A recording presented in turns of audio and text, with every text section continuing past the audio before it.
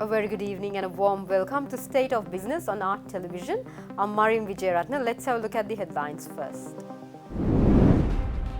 Sri Lanka restructures over $14 billion of sovereign debt.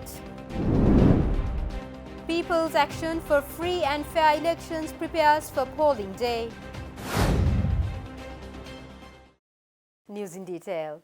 The Ministry of Finance of Sri Lanka has reached agreements in principle to restructure approximately $14.2 billion of sovereign debt with its international sovereign bondholders and local financial institutions. The Ministry of Foreign Affairs made this announcement in a statement released to the media yesterday. The key terms of the agreement with the ad hoc group of bondholders include contingent debt treatment, offering varying levels of relief based on Sri Lanka's economic performance.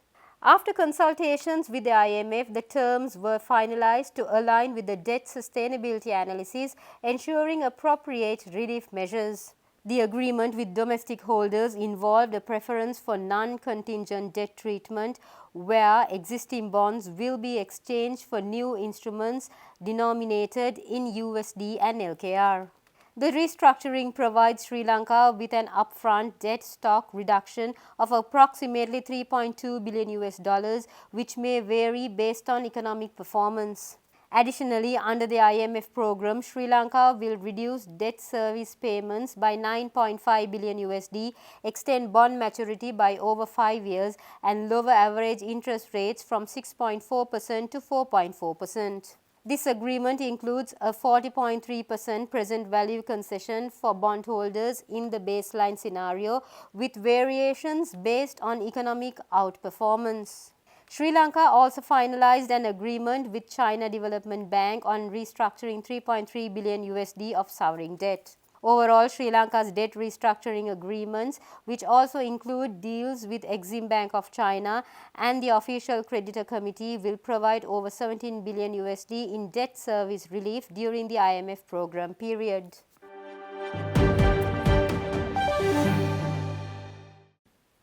People's Action for Free and Fair Election Executive Director Rohana Hettiarachchi said that it will deploy around 4,000 observers covering around 60% of the polling stations tomorrow. He also said that the organization will also deploy observers at counting stations all over the country and to observe the Special Dispute Resolution Units.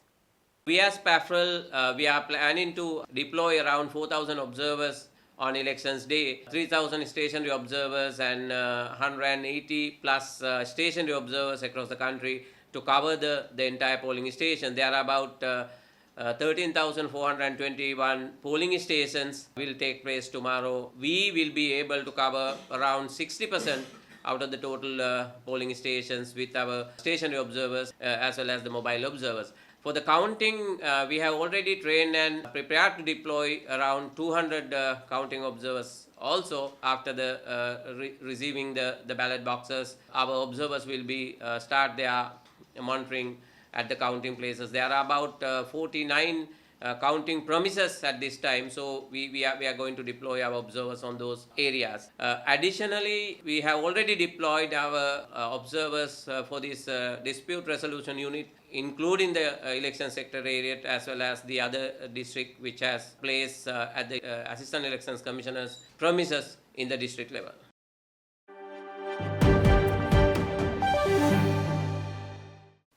Japan-based Mirai Counseling Group, represented by a high-level delegation, visited Sri Lanka Export Development Board headquarters to explore potential investment opportunities across multiple sectors. The delegation, led by COO Okada Atushi, met with EDB Chairman Kingsley Bernard to discuss possible collaborations and partnerships between Japanese business and Sri Lanka. The discussion centered around assessing Sri Lanka's investment climate and identifying key projects that align with the country's economic growth and development trajectory.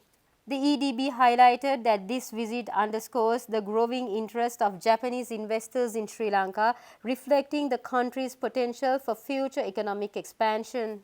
Mirai Consulting Group is a prominent Japanese firm specializes in business strategy, market research and human resources.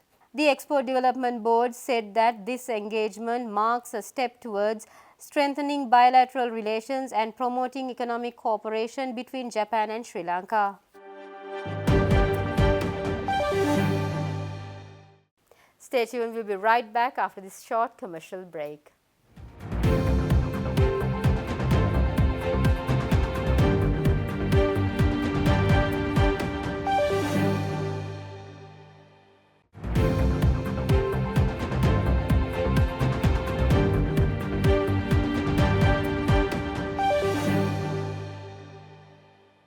Welcome back after the break. Professor Arjun De Silva, the long-serving chairman of the Sri Lanka Anti-Doping Agency, has announced his resignation effective from the end of this month. This decision also means he will step down from his duties at Sri Lanka Cricket. Professor De Silva, who has held the role since 2011, announced his decision during a media briefing at SLADA headquarters in Colombo earlier this week. Professor De Silva served under 8 sports ministers and 3 presidents, helping Sri Lanka achieve significant progress in eradicating banned substances from sports. During his tenure, Sri Lanka rose to 6th place among Asian nations in controlling the use of performance-enhancing drugs. In addition to his anti-doping efforts, Professor De Silva was instrumental in the construction of the new SLADA headquarters in Colombo. He also revealed that SLADA has been chosen by the International Cricket Council to provide anti-doping services for all ICC tournaments held in Sri Lanka, ensuring a substantial revenue stream for the agency.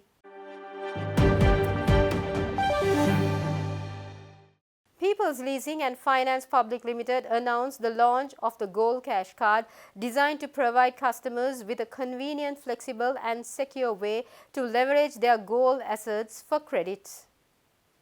The launch was held at an event in Colombo recently.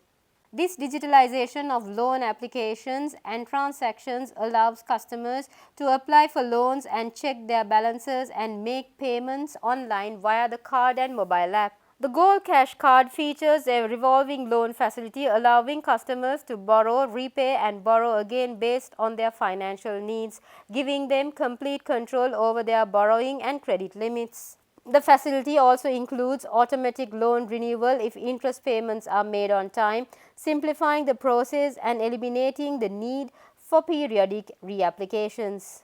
This new financial tool serves as a lifeline for small business owners, housewives, retirees, individuals with irregular incomes and other consumers. The CEO of People's Leasing and Finance, Sanjeeva Bandaranaike, stated that Gold Cash offers convenience, seamless accessibility, flexibility and security, empowering customers to manage their finances more effectively and seize new opportunities with confidence.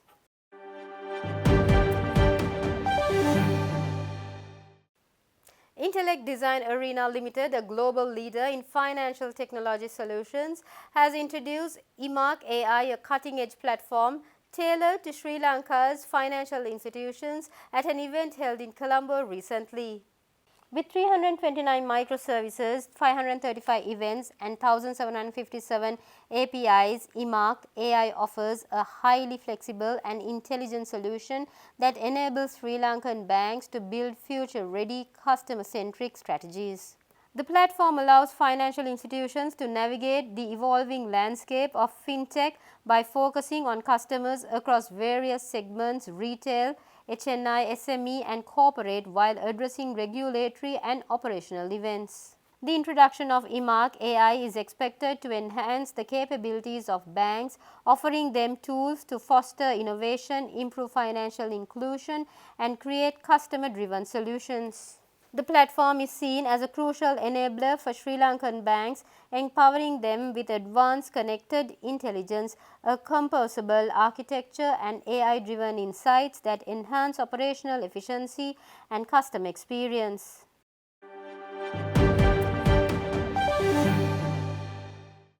Stay tuned, we'll be right back with the stock updates.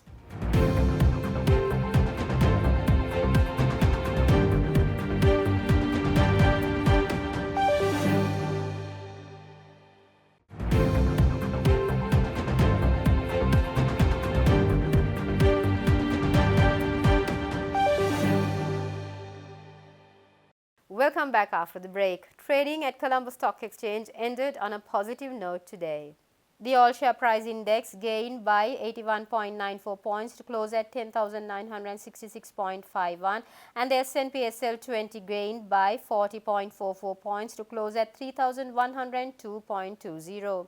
The turnover was 1.3 billion rupees and over 43 million shares were traded. Up next are Forex trades.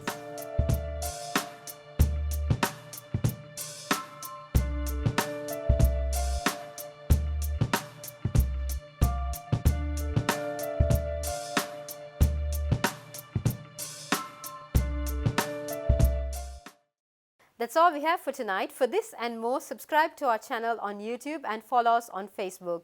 Have a great weekend. Take care. Good night.